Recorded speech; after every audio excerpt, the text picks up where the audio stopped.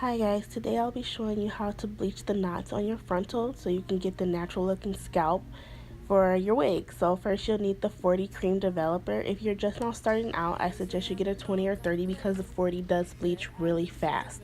The second thing that you're going to need is a bleach powder. This is a bleach powder to lighten up the color and bring out the roots. Also, I got this nice little kit to mix everything in at Sally's and it was only $4. So the first thing you're going to do is take the bleach powder and you're going to pour 2 scoops into the bowl.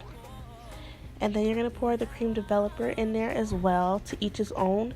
And you're going to start mixing it until it's like a thick pudding kind of type. Asleep, hold your cell phone tighter than me. You think that I can see what's happening. You want me like ABC, why you creep like TLC? I'll give you 2, 1, 2, 3 till I back. So now it's time to apply the bleach onto the frontal.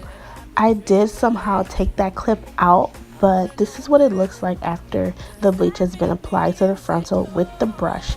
And you want to remember to don't make it so heavy when you're putting the brush onto the frontal. Really light with full coverage as well.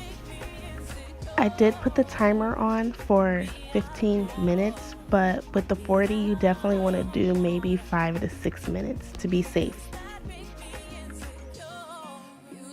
This is the conditioner that I used to wash off the bleach, and somehow that clip got deleted too on accident, but this is the conditioner that I do use.